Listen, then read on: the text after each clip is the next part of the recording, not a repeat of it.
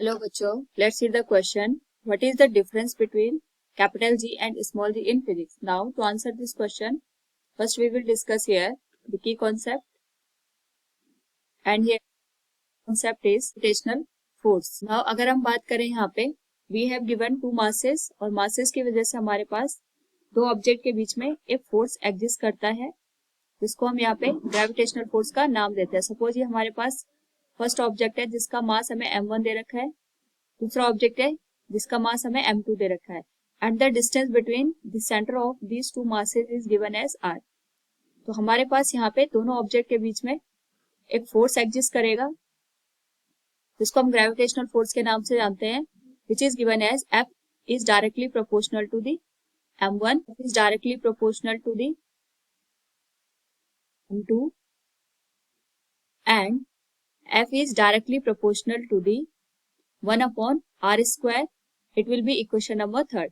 Now अगर हम यहाँ पे तीनों इक्वेशन को कंबाइन कर दें, the whole equation will be F is directly proportional to m1 m2 divided by r square, और we can write here, अगर प्रोपोर्शनैलिटी का साइन हटा के यहाँ पे हम एक कांस्टेंट जनरेट कर देते हैं, it is written as capital G m1 m2 divided by r square.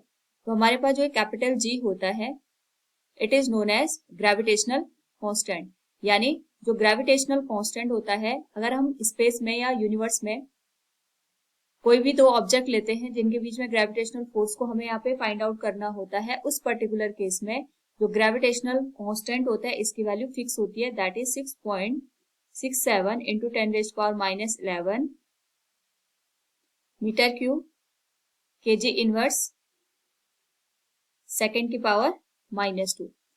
यहाँ पे हमारे पास जो ग्रेविटेशनल कांस्टेंट होगा it is independent of the mass and the distance between the two given masses. तो इसका यहाँ पे जो गिवन मास है और डिस्टेंस है उस पर कोई फर्क नहीं पड़ता है, ना ही इस पे फर्क पड़ता है दो ऑब्जेक्ट के बीच में कितना ग्रेविटेशनल फील्ड काम कर रहा है। इसकी वैल्यू हम यहाँ पे यूनिवर्स में कोई भी दो ऑब्जेक्ट लें उनके बीच में लगने वाले ग्रेविटेशनल फोर्स के लिए सेम रहता है। So we can say here it is a gravitational constant. Now अगर हम बात करें यहाँ पे ग्रेविटेशनल फोर्स की, तो सपोज हमारे पास यहाँ पे जो फर्स्ट ऑब्जेक्ट है it is applying a force on second, तो we can write it G into m1 m2 divided by r square. तो जो हमारे पास सेकेंड ऑब्जेक्ट है उस पर लगने वाले अगर हम फोर्स की बात करें तो हमारे पास जो फोर्स लिखा होता है it is written as m2 into acceleration and this whole value will be G into m1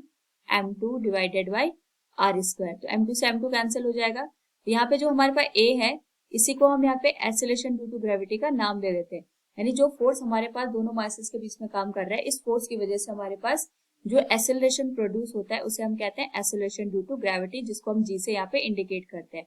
and अगर हम यहाँ पे सेकंड ऑब्जेक्ट पे एक्सेलरेशन की बात करेंगे it will be G into m1 divided by r square, यानी जिस भी ऑब्जेक्ट का एक्सेलरेशन हमें फाइंड आउट करना है उसके मास पे हमारे पास यहाँ पे एक्सेलरेशन डिपेंड नहीं करता है, जो यहाँ पे फोर्स प्रोड्यूस कर रहा है उसके मास पे हमारे पास acceleration due to gravity depend करता है।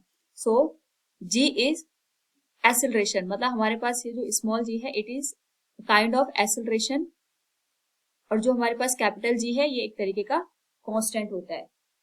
तो यहाँ पे अगर हम G और G की बात करेंगे, इसकी जो यूनिट होती है acceleration due to gravity it is metre per second square, and constant जो हमारे पास ग्रेविटेशनल कांस्टेंट होता है it is 6.67 into 10⁻11 metre cube KG inverse second raise power -2। तो इस तरीके से हमने यहाँ पे कैपिटल G और स्मॉल g में डिफरेंस को समझा। Hope all you understood it. Thank you and best of luck.